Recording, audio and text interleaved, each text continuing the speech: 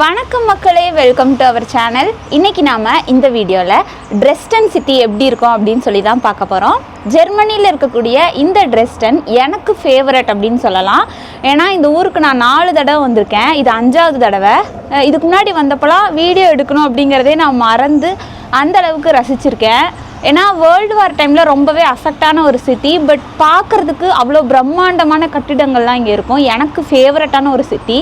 So அதை தான் இன்றைக்கி நம்ம இந்த வீடியோவில் பார்க்க போகிறோம். அது மட்டும் இல்லாமல் இந்த டே வந்து நான் ஒரு டே அவுட் மாதிரி பிளான் பண்ணியிருக்கேன். ஸோ ஒன் டே நீங்கள் ட்ரெஸ்டனை சுற்றி பார்க்கணும் அப்படின்னா அதுக்கு எவ்வளோ செலவாகும், அப்புறம் நீங்கள் இப்போது லஞ்ச் இதெல்லாம் வெளியில் சாப்பிட்றீங்க அப்படின்னா அதுக்கு எவ்வளோ செலவாகும் அப்படிங்கிறத பற்றி தான் இன்றைக்கி நாம் இந்த வீடியோவில் பார்க்க போகிறோம். வாங்க வீடியோக்குள்ளே போகலாம்.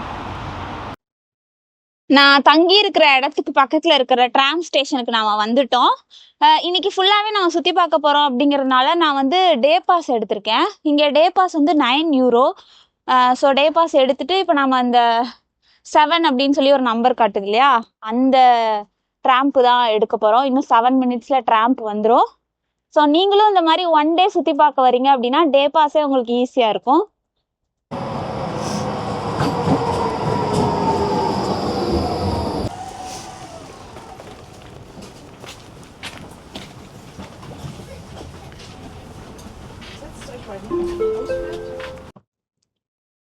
ஸோ நாம் ட்ராம்பில் வந்து இறங்கிட்டோம். நீங்கள் பார்த்தீங்கன்னா தெரியும், இந்த ஸ்டாப்போட பேர் தியேட்டர் ப்ளஸ். இங்கே வந்து ஒரு ஃபேமஸ் சர்ச் இருக்குது. அந்த சர்ச்சை தான் நாம் ஃபஸ்ட்டு போய் பார்க்க போகிறோம். நான் வீடியோ எடுக்கிறத குறுகுறுன்னு பார்க்குறாங்க நிறைய பேர், அதனால் எனக்கு ரொம்ப ஷையாக இருக்கு. அந்த சர்ச்சுக்கு போற வழியில இருக்கிற இந்த ஓப்ரா ஹவுஸ் ரொம்பவே பழமையான ஒரு ஓப்ரா ஹவுஸ். அது மட்டும் இல்லாம இதை சுத்தி நிறைய மோனோமெண்ட்ஸும் இருக்கு. இது எல்லாமே ரொம்ப வருஷமா இருக்கக்கூடிய ஒரு மோனோமெண்ட் தான். இங்க ஃபில்டர் காஃபி அப்படிங்கிறது ரொம்ப ஃபேமஸ். மெலிட்டா குரூப் அப்படின்னு சொல்லி ஒரு குரூப் இருக்கிறாங்க. அவங்க வந்து கிட்டத்தட்ட 1908ல இருந்து இருக்கிறாங்க. அவங்க தான் ஃபர்ஸ்ட் ஃபில்டர் காஃபியவே உருவாக்கி இருக்காங்க. ஸோ அந்த ஒரு லேடி வந்து நார்மலான ஒரு ஹவுஸ் ஒய்ஃப் தான். அவங்க டெய்லி காஃபி குடிக்கும்போது இடையில இந்த காஃபி பவுடர்லாம் வருது, ஸோ எனக்கு குடிக்கிறதுக்கு கஷ்டமாக இருக்குது, இந்த மாதிரி காஃபி பவுடர்லாம் நாக்கில் தட்டுப்படாமல் இருந்தால் நல்லா இருக்குமே அப்படின்னு நினச்சி அவங்க பையனோட நோட் புக் பேப்பர்ஸ் எல்லாம் எடுத்து ஒரு ஃபில்டர் மாதிரி ஃபார்ம் பண்ணி ஃபஸ்ட் டைமாக ஒரு ஃபில்டர் காஃபி ரெடி பண்ணி வீட்டில் குடிச்சு பார்க்குறாங்க. அது அவங்களுக்கு ரொம்பவே பிடிச்சி போயிடுச்சு. அதை அப்படியே இனோவேட் பண்ணி தான் மெலிட்டா குரூப் அப்படின்னு சொல்லி ஒரு குரூப்பே ஃபார்ம் ஆயிருக்கு. ஸோ ஃபில்டர் காஃபி அதோட ட்ரெடிஷனில் ஜெர்மனியில் ரொம்பவே முக்கியத்துவம் வாய்ந்த ஒரு இடமா இந்த ட்ரெஸ்டன் இருக்குது. நான் நடந்து சர்ச் இருக்கிற இடத்துக்கு வந்துட்டோம். இந்த சர்ச்சோட டூம் தான் ஃபேமஸ்ஸு. இதை வந்து சாண்ட் ஸ்டோன் பெல் அப்படின்னு சொல்லுவாங்க. இது வந்து எப்படின்னா, இவங்க வந்து செகண்ட் வேர்ல்டு வார் டைமில் குண்டு போட்டப்போ இந்த சர்ச்செல்லாம் நாசமாக போயிருக்கு, அழிஞ்சு. ஸோ இந்த சர்ச்சை பார்த்தாலே உங்களுக்கு தெரியும், இதில் வந்து பிளாக் அண்ட் ஒயிட் கலரில் ஸ்டோன்ஸ் எல்லாம் இருக்குது. ஸோ இந்த பிளாக் கலர் ஸ்டோன்ஸ் எல்லாமே வேர்ல்டு வாருக்கு முன்னாடி இருந்த ஸ்டோன்ஸு. வேர்ல்டு வார் டைமில் குண்டு போட்டப்போ அந்த ஃபுல் சர்ச்சுமே வந்து நிறையா சேதம் அடைஞ்சிருக்கு. ஸோ அவங்க வந்து புதுசாக அதை கட்டியிருக்கிறாங்க. அதனால தான் வேர்ல்டு வாருக்கு முன்னாடி இருந்த ஸ்டோன்லாம் பிளாக் கலர்லேயும், அதுக்கப்புறமா இவங்க ரீபில்டு பண்ணதுக்கப்புறமா இருக்கிற கல்லெல்லாம் ஒயிட் கலர்லேயும் தெரியும். ஸோ அவ்வளோ ஒரு ஹிஸ்டரி உள்ளடக்கிய ஒரு சர்ச்சு. நான் இப்போ எதுக்கு இவ்வளோ தூய தமிழில் பேசுகிறேன்னு எனக்கே தெரியல. இப்போ நம்ம சர்ச்சுக்குள்ளே வந்திருக்கோம். அந்த டூம் எவ்வளோ அழகாக பண்ணியிருக்காங்க அப்படின்னு பார்க்கும்போதே ரொம்ப ஆச்சரியமாக இருந்துச்சு. ஏன்னா இந்த மாதிரி இதெல்லாம் டிசைன் பண்ணி அதெல்லாம் செதுக்கும்போது கண்டிப்பாக மனுஷங்க பண்ணாங்க அப்படின்னா அண்ணாந்து பார்த்தே பண்ணுற மாதிரி இருக்கும், கழுத்து வலிக்கும். நான் இதெல்லாம் யோசிச்சிருக்கேன். நம்ம ஊர் கோவில்கள்லேயே இந்த மாதிரி டிசைன்லாம் பார்த்தா நான் நினப்பேன். ஸோ எனக்கு அதே ஞாபகம் தான் வந்துச்சு. இந்த மாதிரி அருமையான டிசைன்லாம் பண்ணியிருக்காங்க இல்லையா, அப்போது எந்த மாதிரியான மன்னர்கள் இங்கே இருந்திருப்பாங்க அப்படிங்கிற ஒரு கொஸ்டின் வரும்ல. ஸோ அதுக்கும் இந்த சிட்டி சென்டர்லேயே ஒரு ஆன்சர் இருக்குது. அந்த இடத்த தான் நம்ம அடுத்து போய் பார்க்க போகிறோம். ஸோ இதில் பார்த்தீங்கன்னா தெரியும், ஒவ்வொருத்தவங்களும் எந்த வருஷத்துலேருந்து எந்த வருஷம் வரைக்கும் ஆட்சி செஞ்சாங்க, அப்புறம் அவங்களுக்குன்னு ஒரு செப்பரேட்டான லோகோலாம் இருக்கும். ஸோ அந்த டீட்டெயிலாம் இந்த பெயிண்டிங்ஸ்லாம் நம்மளால் பார்க்க முடியும். ஸோ அதுதான் இங்கே இருக்குது. அவங்களோட பேர், அவங்கள எந்த வருஷத்துலேருந்து எந்த வருஷம் வரைக்கும் இருந்தாங்க, அப்புறம் அவங்களுக்கான அந்த ஸ்பெஷல் லோகோ அதெல்லாமே இங்கே இருக்கும்.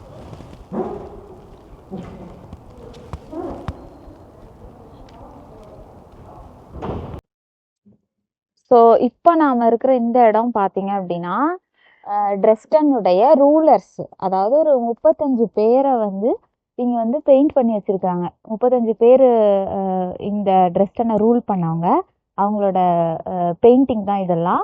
ஸோ யாரெல்லாம் அவங்க அப்படிங்கிற டீட்டெயிலாக இதில் இருக்கும். இதை வந்து 1800களில் பெயிண்ட் பண்ணியிருக்கிறாங்க. இன்றைக்கும் இது வந்து ஒரு ரொம்ப பெரிய ஒரு மோனுமெண்ட்டு. ஏன்னா இவங்களோட ஹிஸ்ட்ரி வந்து இது சொல்கிறதுனால.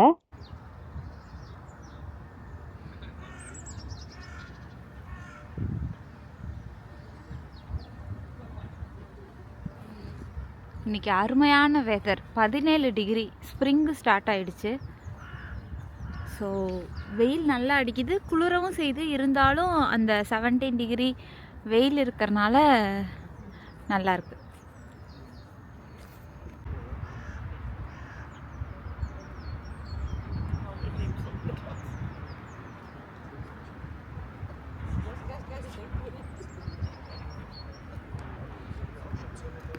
நாம் இப்போது தியேட்டர் பிளாட்ஸ் அந்த ஸ்டாப்லேருந்து ஷாப்பிங் ஏரியாவுக்கு போக போகிறோம். ஸோ ட்ரெஸ்டனை பொறுத்த வரைக்கும் ஜெர்மனி அப்படிங்கிறதுனால டென்மார்க்கு கம்பேர் பண்ணோம் அப்படின்னா இங்கே வந்து எலக்ட்ரானிக் ப்ராடக்ட்ஸ் எல்லாமே ரேட்டு கம்மியாக இருக்கும். நான் ஒரு ஏர்பாட்ஸ் தான் பார்க்க போகிறேன், எனக்கு கிடையாது, வேறு ஒருத்தவங்க பார்த்து எவ்வளோ விலை இருக்குது என்ன அப்படின்னு சொல்லு அப்படின்னு சொல்லி கேட்டிருந்தாங்க. ஸோ அவங்களுக்காக அடுத்து நம்ம அங்கே தான் போக போகிறோம். சேம் 7ஆம் நம்பர் ட்ராம்ப் தான். ட்ராம்புக்காக நான் வெயிட் பண்ணிகிட்ருக்கேன். என்னதான் வெயில் அடித்தாலும் குளிருது. நாம் இப்போது ஷாப்பிங் ஏரியா ரீச் ஆகிட்டோம். இது வந்து நம்ம ஆல்ரெடி இருந்த அந்த தியேட்டர் பிளாட்ஸ் அந்த ஸ்டாப்லேருந்து 2 ஸ்டாப் தான். இந்த ஸ்டாப்போட பேர் பிராகர் ஸ்ட்ராப். இதை இவங்க வேறு மாதிரி ப்ரொனவுன்ஸ் பண்ணுவாங்க. நான் உங்களுக்கு காட்டிடுறேன் அது எப்படி இருக்கும் அப்படின்னு. ஸோ இதுதான் இந்த ஸ்டாப்போட பேர், இதுதான்.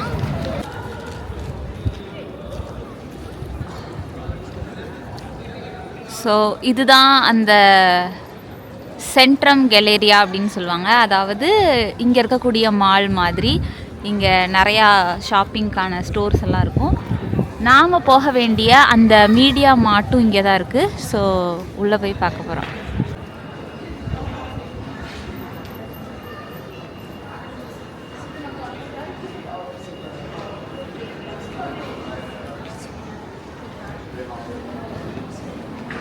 ஸோ நீங்களே பார்க்கலாம், ஸ்கெச்சஸ், அதுக்கப்புறம் பெர்ஷா அப்படின்லாம் நிறைய பிராண்ட்லாம் இருக்குது. இங்கே மெக்டொனால்ட்ஸும் இருக்குது, கீகோ, மிலானோ, மார்க்கோ போலோ. ஸோ நாம் வந்து ஒவ்வொரு கடையாக பொறுக்க போகிறோம். எப்படியும் விண்டோ ஷாப்பிங்காக தான் இருக்கும். ஆனால் கண்டிப்பாக நாம் அந்த ஏர்பாட்ஸ் மட்டும் பார்க்கணும். இந்த ஷூ கடை மட்டும் என் கண்ணில் படாமல் இருக்கணும். உள்ளே நுழைஞ்சு ஏதாவது பர்ஸுக்கு ஆப்பு வைக்காமல் நான் வந்து என்னையை காப்பாற்றிக்கணும். அதுக்கு என்ன பண்ணுறதுன்னு தெரில, பட் ஐ வில் ட்ரை. இது வந்து எலக்ட்ரானிக்ஸுடைய கடல் அப்படின்னு சொல்லலாம் போல், அந்த மாதிரி எல்லாமே இருக்குது. ஸோ ஃபஸ்ட்டு நம்ம என்ன பார்க்க போகிறோம்னா சாம்சங் கேலக்ஸி S26 இதோடைய ப்ரைஸ் என்ன அப்படின்னு சொல்லி தான் பார்க்க போகிறோம். அப்படியே கொஞ்சம் பார்த்தோம் அப்படின்னா, அப்போ மக்களே நான் சொன்ன மாதிரி JBL-உடைய ஒரு ப்ளூடூத் ஹெட்செட் வந்து நான் வாங்கியிருக்கேன். எனக்கு இல்லை, இது வந்து என்கிட்ட ஒருத்தவங்க வாங்கிட்டு வர சொன்னாங்க. ஸோ அவங்களுக்காக. இது இங்கே எவ்வளோ ப்ரைஸ் அப்படின்னு பார்த்தீங்கன்னா 39.99 யூரோ. ஸோ நம்ம ஊரில் எவ்வளோ விலைன்னு எனக்கு தெரியல, பட் இப்போ வந்து அவங்களுக்கு அது கண்டிப்பாக தேவைப்படுது, அதனால வாங்கிட்டு வர சொல்லியிருக்காங்க. அதை தான் வந்து நான் வாங்கியிருக்கேன். இப்போ நம்ம பில்லு போடுறதுக்காக வெயிட் பண்ணிட்டு இருக்கோம் கவுண்டர்ல. ஸோ நாம இப்போ மீடியா மார்ட் கடைக்கு வெளியில இருக்கோம். பாத்தீங்களா, வாங்கியாச்சு. 39.99 யூரோ வந்து பே பண்ணி வேற ஒருத்தவங்களுக்காக நான் வாங்கியிருக்கேன். இதுக்கப்புறம் வந்து எனக்கு பசிக்க ஆரம்பிச்சிருச்சு. அதனால நாம இப்போ ஒரு இந்தியன் ரெஸ்டாரண்ட்டுக்கு போகிறோம். இத இந்தியன் ரெஸ்டாரண்ட்னு சொல்றதை விட தமிழ் ரெஸ்டாரண்ட் அப்படின்னு சொல்லலாம். ஏன்னா நான் அந்த ரெஸ்டாரண்ட்டுக்கு ஆல்ரெடி போயிருக்கேன். அப்புறம் அங்க வந்து இந்த மெட்ராஸ் ஸ்டைல்ல ஃபுட் எல்லாம் நிறைய இருக்கும். ஸோ அந்த கடை பேரே வந்து மெட்ராஸ் கிச்சன். ஸோ அங்கதான் நம்ம போறோம். அது ஏன் நம்ம அங்க இன்னைக்கு போறோம் அப்படின்னா, இன்னைக்கு அங்க சீரக சம்பா அரிசியில மட்டன் பிரியாணி பண்ணுவாங்க. கிட்டத்தட்ட இந்த இந்த செந்தில் மாதிரி ஆயிட்டேன் நானு. ஸோ ஃபோன் பண்ணி கேட்டு கன்ஃபார்ம் பண்ணிட்டு இப்ப நம்ம வந்து அந்த இடத்துக்கு போறோம். ஏன்னா சீரக சம்பா அரிசியில மட்டன் பிரியாணி அப்படிங்கிறது யூரோப்ல எல்லா இடத்துலயும் கிடைக்காது. அதனால நம்ம இப்ப அங்கதான் வந்து போறோம்.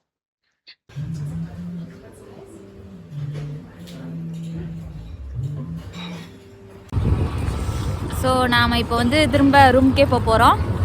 உண்ட மயக்கம் தொண்டனுக்கும் உண்டு அப்படிங்கிற மாதிரி எனக்கு வந்து நல்லா தூக்கம் வருது. செம்மையாக சாப்பிட்டுட்டேன் நான். ஸோ இதோட நம்ம விலாக் வந்து நம்ம முடிச்சுக்கலாம்.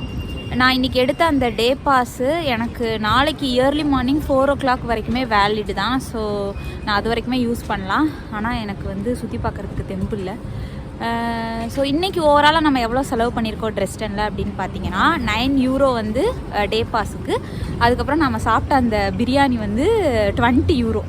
ஸோ ஓவராலாக இன்றைக்கான அந்த டே அவுட்டில் €29 நான் வந்து செலவு பண்ணியிருக்கேன். இந்த வீடியோ உங்களுக்கு பிடிச்சிருக்கோம் அப்படின்னு நம்புகிறேன். பிடிக்கலனாலும் என் சேனலை சப்ஸ்கிரைப் பண்ணுங்கள். உங்களுக்காக நான் வந்து காலையிலேருந்து சுற்றி வீடியோலாம் வந்து பண்ணியிருக்கேன். €29 கிட்டத்தட்ட நம்ம ஊர் காசுக்கு 2900 ரூபா. எஸ்டிஆர் சொல்கிற மாதிரி அதெல்லாம் கணக்கு பார்க்கக்கூடாது, கன்வெர்ட் பண்ணி பார்த்தா மனசு வலிக்கும். ஸோ செலவு பண்ணி இந்த மாதிரிலாம் வீடியோ பண்ணியிருக்கேன். அதனால் சப்ஸ்கிரைப் பண்ணுங்கள், லைக் பண்ணுங்கள், கமெண்ட் பண்ணுங்கள். தேங்க்ஸ் ஃபார் வாட்சிங்.